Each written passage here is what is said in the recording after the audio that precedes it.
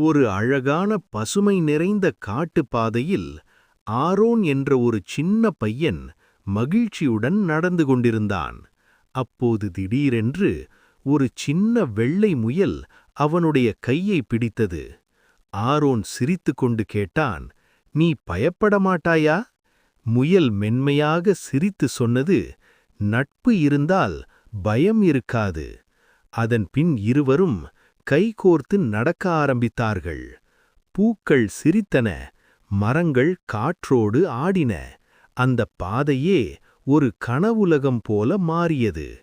அப்போது ஆரோன் புரிந்து கொண்டான், நண்பன் மனிதனாக மட்டும் இருக்க வேண்டியதில்லை, நல்ல மனசு இருந்தாலே அதுவே உண்மையான நட்பு.